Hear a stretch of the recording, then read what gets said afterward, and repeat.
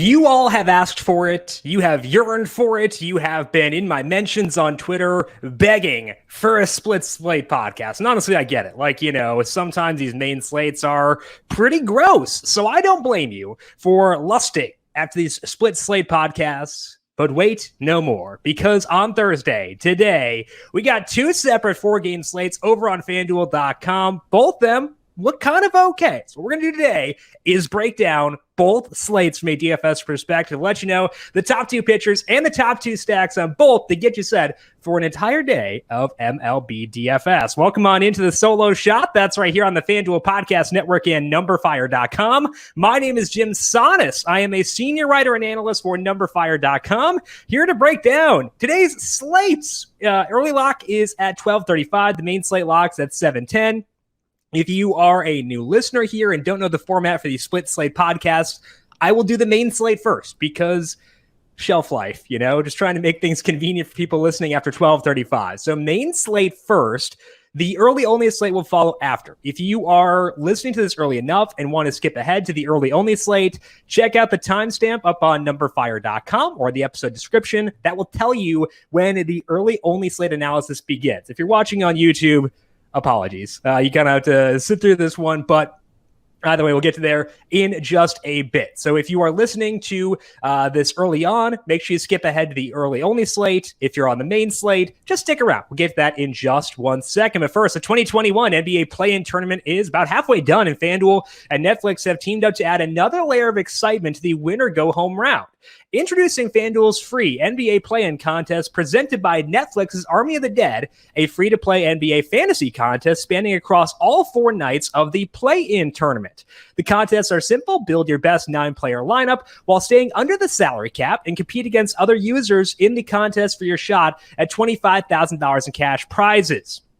And as an added element, Netflix is providing an Army of the Dead bonus, where if a lower-seeded team comes back from the dead and wins their matchup, all users who participated in that contest on that night will receive a voucher to play in a paid NBA playoff contest and earn the right to take home the ultimate prize, big payday, courtesy of Army of the Dead. The games tip off once again in just a few hours, so head to FanDuel.com or download the FanDuel Fantasy app and enter the free NBA play-in contest presented by Netflix's Army of the Dead today. And check out Army of the Dead starring Dave Bautista, Ella Purnell, and Omari Hardwick, only on Netflix May 21st. Eligibility restrictions apply. Let's get into this split slate podcast, starting off with the main slate. Lock is at 7:10 for this one. It is a 4-game slate. Couple weather notes, both wind-related, not rain-related, I should say. The winds are blowing in from left at 10 miles per hour for the Braves and the Pirates. Downgrade hitters, a tiny smidge there, not too much though. And then winds are also in from left at 19 miles per hour in Dunedin for the Jays and the Red Sox. But that was true last night too. Didn't really matter, so I wouldn't care too much about that one. Should be good to go for the Jays and the Red Sox. Pitching preview for the main slate, Nick Pivetta checks in as the highest salaried pitcher. He's in that game. He is $9,800. Sandy Alcantara is $9,300. Steven Matz is $9,000. And Alcantara is a good real-world pitcher. And on smaller slates where there aren't as many high upside alternatives, that matters more to me. And looking at this slate specifically, there aren't a lot of guys I feel great about. So I just want the best all-around pitcher. I think that's Alcantara, so I want to use him today as my number 1 starter. He's facing the Phillies. They have a 91 WRC plus against righties with a 26% strikeout rate. And Alcantara has looked really solid overall. For the season, he has a 3.86 skill interactive ERA with a 24% strikeout rate, and he has allowed just a 2.8% barrel rate in those 9 starts. Basically, it's been like David Fletcher from a batted ball perspective against him. When you're reading analysis on Alcantara today, you're probably going to hear something about his home road splits because a lot of Miami guys do have big home road splits. And Alcantara, in theory, kind of does because he got rocked against the Dodgers on the road last week. 2 starts before that, he absolutely obliterated the Brewers and the Diamondbacks at home. So it's likely a valid concern because some pitchers are much better at home than they are on the road, so I get it. But 2 of the 4 road starts Alcantara has had have come against the Dodgers and the Braves. Those are really tough spots. And he had a great outing against the Brewers mixed in there on the road. He wasn't bad against the Giants, so it is possible we wind up dinging Alcantara when he's on the road long term. There are plenty of pitchers for whom that is the case. I would not be shocked if he winds up being one of them, but there aren't many guys who get big downgrades on the road for me, and I would need a larger sample on Alcantara struggling on the road in his current state, 'cause he's a better pitcher now than he was previously, before I put him into that group. So for right now, Sandy Alcantara, the number one pitcher for me for tonight, $9,300, not too much of a toll to pay, so I'm very on board with him, despite the fact this game is on the road. Honestly, looking at the rest of the slate, don't really want to use anybody else, if we're being fully honest. The Dodgers are using a bullpen game. Might be David Price starting, but he won't go long. Steven Matz, Nick Pivetta are talented, but they're pitching in hitter-friendly conditions in tough matchups. Tough sell there. So, I'm sorry, I might be forced to use Vince Velasquez as my number 2 pitcher. That probably makes you cringe. It scares the daylights out of me. And the reason it's scary is because the old issues with Vince Velasquez are still there. The issues he had in the past for walks and hard contact. The issues he has this year are walks and hard contact. If we look at his past 4 starts, with his pitch count being all the way up, he has an 11% walk rate, a 19% barrel rate. Those are terrible numbers. So if we're talking the range of outcomes, Vince Velasquez could score negative points tonight, and I would not bat an eye. It makes sense. That could very well happen. That's why I'm ranking him. That's why I can't feel great about him despite the fact he ranks second. The reason he ranks second is because he can get strikeouts and he's in a decent matchup. That's why he's here, even if I don't really want to touch him with a 10-foot pole. I have fallen for this before. I refuse to fall for it again, but I'm going to I'm not falling for it. I'm going to use him, even if I'm not necessarily falling for it right now. He has a 27% strikeout rate in his 4 starts. That's the 4 fully stretched out starts. That's the highest on this slate by 3 percentage points. He's facing the Marlins, who have an 83 WRC+. That's second lowest on the slate. Their 27% strikeout rate is the highest on the slate. He's at home. It'll be just his second start at home since returning to the rotation. So the pitch count is fully up. He's gone at least 90 pitches in 3 straight, and he went 98 in 1 of them. So it could work or it could suck. I want to be transparent with you. This could be terrible. So don't use Vince Velasquez if you have a low risk tolerance. Just use Alcantara and go from there. But I kind of feel like we have to deal with it on this slate. So proceed with caution here. Don't get overconfident. You can yell at me on Twitter if it goes poorly, but just, I warned you, this could happen. So proceed with caution. But if you're differentiating after Alcantara, it falls off a lot. And Velasquez, to me, is the top alternative. As far as stacks today, it's really hard not to love the Braves against Will Crow. And Crow is a pretty limited sample so far, but the limited sample seems to indicate we can stack against him. His strikeout rate is 19% this year with an 11% walk rate. And the walk rate does mean there are fewer balls in play, but it's not the end of the world. We'll take base runners. We'll take chances for runs scored, RBIs, more plate appearances. Crow's also not a big ground ball guy. He has a 37% ground ball rate across 29 career innings. The barrel rate allowed is 11.2%. And those numbers mesh well with what he did in the minors. He had a 6.17 ERA in AAA back in 2019. I believe it was a 10-start sample, so not a huge sample, and it also was a while ago. So I don't want to put too much weight on that, but looking at the numbers for him in the majors, I've not seen anything yet to make me reject the rough minor league numbers, kind of like a null hypothesis. Can we reject the null hypothesis that he might struggle? No, not as of yet. So it's a rough spot here, facing the Braves in Atlanta, and to me that says Atlanta an elite and an obvious stacking option for the main slate. I want to go hard at Ozzie Albies here. He has a below average WRC plus against righties, but WRC plus is deceptive in small samples. Peripherals matter more, and the quickly stabilizing numbers tell me Albies is going to be good long-term. He has a 16% strikeout rate versus righties, 39% hard hit rate, 50% fly ball rate. That is an elite combination. Low strikeout guys who put the ball in the air and hit it hard to come by. Albies is one of them. I'm expecting his numbers to rise as the season goes along, and that makes Albies an easy building block for tonight at $3,000. I think that's underselling how well he has played and how well I'd expect him to play going forward this year. The Dodgers officially this time are facing Merrill Kelly the past 2 days. They haven't told us who they're starting until 5:30. It's been a delight. It has not been a major source of stress in my life at all. Kelly didn't wind up starting either of those, but he's officially starting for today. And even though the other 2 guys were non-established starters, I have people have asked me on Twitter, and I've said both times, I am downgrading the Dodgers for stacking in each game. They scored 9 runs in one of those, so it's possible I was wrong, but I think Kelly just works out better for stacking against. As always, it's because of the number of balls in play he allows. For the full season, Kelly has allowed has a 17% strikeout rate with a 4.78 skill interactive ERA. The strikeout rate is the lowest on the slate. His 8.2% barrel rate has gotten better. It's about league average now, actually a little bit better than league average, I believe. But you really do need to be better than average if you're going to let up that number of balls in play. As we saw 2 nights ago, the Dodgers are still capable of big games, even with Seager, Bellinger, Pollock all out. So I'm heavily in on them here, and I think that they're a rock-solid number 2 behind the Braves here. Now, when we talk about the Dodgers before, we talked about the value plays. I've talked about Kelly in passing like 2 straight nights, so let's talk about something else. Let's rank the studs and how we should prioritize them for the Dodgers for tonight. Mookie Betts has to be 1. 2 sources of upside there. Don't overthink it. Personally, I'm okay overthinking number 2. I'm going to rank Will Smith there. He has lots of power, doesn't strike out. He's absurdly good. Didn't play last night, so probably going to play today. I like Will Smith a lot. If I could take a catcher like long term, Will Smith might be towards the top of the list for me if I could just pick anyone in baseball. He's really good.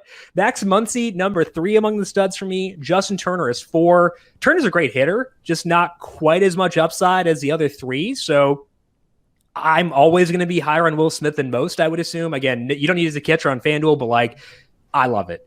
With how good he's been this year, I think he's tremendous. So Will Smith, a player I adore for tonight, and my number 2 stud behind Mookie Betts on the Dodgers. That actually wraps up the main slate. So we're going to dive in now to the early only slate. That locks at 12:35 p.m. Eastern. So if you're listening after that, feel free to just move on with your life. Hopefully you do well on the main slate for tonight. The early only slate, a 4-game slate. Again, 12:35 p.m. Eastern is a lock. One wind note here is also wind related. It's out to the left at 13 miles per hour for the Nationals and the Cubs. Slight upgrade to hitters there. We saw that last night too. Didn't make a massive difference, but would still upgrade bats a little bit for that one. Pitching preview, Tyler Mahle is the highest salary pitcher. He is $9,900. Rich Hill is $93,000. Domingo Germán is $9,000. And Johnny Cueto is $8,500. Mahle is risky. He is still having issues with hard contact, and the Giants are a team that can supply hard contact. That means that Mahle does not have a great floor, but I still think he is the best option on this slate. Mahle is making changes, potentially trying to lower the hard contact. I wouldn't be shocked if that were the reasoning there. Over his past 4 starts, he's been throwing more cutters and fewer 4-seam fastballs. That change has eaten into his strikeout rate a bit. He has a 25% strikeout rate in that sample, but one of those starts was against the Dodgers. Another was against the Pirates, who don't strike out that much, nor do the Rockies. And those are 3 of the 4 teams he has faced. The Giants do strike out. They have a 29% strikeout rate against righties, which is the highest on the early-only slate by 1.5 percentage points. So it's a high strikeout pitcher against a high strikeout team, which is a good combo, even if it doesn't come with a good floor. So I don't want to get overexposed to Mahle. I think this is a good spot where you kind of spread out your exposure a bit, but Mahle is going to be the top guy for me on this slate. I don't want to overcommit, but he will be number 1 for me. A lot of guys in this slate have issues with pitch count or other stuff, which does limit things given it's just 8 total pitchers. Both Dane Dunning and Domingo Germán, they can get strikeouts, but I'd project Dunning around 75 pitches and Germán around 85. That's a tough sell, even on a short slate. Rich Hill, though, went 104 in his most recent start. He also went 93 a few before that, and I think that's enough to prop him up to second on this list. Hill is facing the Orioles. That's not a great matchup. They did a lot against Ryan Yarbrough last night, also a lefty. They have just a 23% strikeout rate versus lefties, and they've had good results in a small sample this year. But Hill's been really solid. In his 8 starts, he has a 3.80 skill interactive ERA with a 27% strikeout rate. He's actually a hair better than Mahle in the strikeout department. Again, if we look at each guy's most relevant sample, Mahle, it's 4 starts. Hill, the full year, slight edge for Hill there. He's coming off a really impressive start last week. He struck out 9 Yankees over 6 2/3 innings. He had 10 against Oakland, revenge game, 4 starts ago. So Rich Hill has upside, and not many guys on this slate do. I think it's one where you avoid cash games for the entire slate and go all in for tournaments, because I don't feel great about Mahle's floor. I don't feel great about Hill's floor. but both these guys have good ceilings. I'm not sure if there is someone on this slate who has a good floor. So to me, it's a good tournament slate. I don't see many great cash game options here. So to me, I would be prioritizing tournaments over cash games for today and ranking Malley first and Hill second among the pitchers from a tournament perspective. As far as stacking goes, I like the Reds from a stacking perspective. They're facing Johnny Cueto, and Cueto has a 3.62 ERA overall this year. His skill interactive ERA is also very good. It's 4.12, but there are a couple of reasons that I want to stack here. The first one is he did spend some time on the injury list. He missed almost a month, and since coming back, the velocity for Cueto's actually been up, but he hasn't been all that effective. He let up 5 runs in 3 innings to the Padres, let up 2 and 4 in a third innings against the Pirates. He's getting whiffs, so the strikeouts could come up, but even then, he doesn't project to be a high strikeout guy. Not getting a lot of ground balls either, and that can work in San Francisco where the temperatures are low. It's a lot tougher when you're facing a very powerful Reds offense in Cincinnati. So I think it makes sense here to stack the Reds and see if they can take advantage of the low strikeout rate that I'd expect Cueto to have for this year. The one downside of the Reds is they are kind of banged up. Nick Senzel and Mike Moustakas are not at full health, and I would like for them to be in there. But I am down to get some of the lower end guys. Tucker Barnhart has good numbers this year. Jonathan India is lofting the ball, has some speed. Kyle Farmer, I think, due for some progression based on his batted ball stats. So it is annoying to have Senzel and Moustakas not at full health. I hope they play. But even if we assume they don't play, I can still get to 4 batters here. So take a long look at the Reds lineup. Senzel and Moustakas can't go. It does downgrade them a bit, but still a team I will stack either way. The second stack for me is the Chicago Cubs. You're facing Joe Ross, and I like Joe Ross. I think that he's fine, but he hasn't regained his form after all the injuries. In 7 starts, Ross has a 21% strikeout rate. His barrel rate against is 11.5%. It's a really rough combination. And Ross has been trying to ditch the hard contact by throwing more sinkers recently, to his credit, and he's tinkering. It's worked to an extent because his barrel rate is down to 9.3% in that time, but that's still above average. The walks have gone up. That's led to more base runners, and it got him in major trouble last week. He let up 8 runs against Arizona, which is not a great offense. He also let up a 10 spot against the Cardinals a month ago, another not great offense. I want Joe Ross to be good because probably just because I had him in Dynasty like a long time ago and still have a soft spot for him, but want to be good. Does look like the Cubs have some upside here against him for today. With Ross, from a platoon perspective, we can target hitters on either side of the dish. He has a higher strikeout rate against lefties, but they also make more hard contact. So I want the hard contact profile mostly. So Anthony Rizzo, if he can play, he has a back injury, obviously, so not a guarantee, but if he can play, he'll be a higher priority than usual for me at $3,100. I also like Jason Hayward more than most. He's $2,400. Saw Ian Happ move up in the order last night against another guy in Scherzer where you want lefties against them. Open to it. He's not been great this year, obviously, but I think the lefties are the preferred side for me. So I'd start there, then get to, Chris Bryant and all the other guys. So I think the Cubs grade out as the number 2 stack for today. So Malley and Hill for pitchers on the early only slate, Reds and Cubs for hitters. Hopefully that should put you on a good path. That is all that we have for today. Back to the regular format for tomorrow, 9 a.m. on the FanDuel YouTube page and up on the numberFire Daily Fantasy Podcast feed. Immediately after that, we also, of course, have our 4 p.m. show today that is still going on despite the small slate. 4 p.m. on the FanDuel YouTube, Twitch, Facebook, and Twitter pages. Should be a lot of fun, so make sure you join us there and check in with any questions you may have about the main slate. If you have any questions for me before then, I am on Twitter at JimSannes, JimSannes.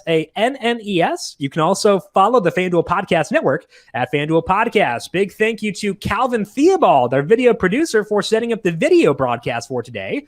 Thank you, Cal, as always. And thank you to everyone for tuning in. Good luck to you with your DFS lineups for both the early only and the main slate. We'll talk to you once again on Friday for a loaded one. This has been the solo shot right here on the FanDuel Podcast Network.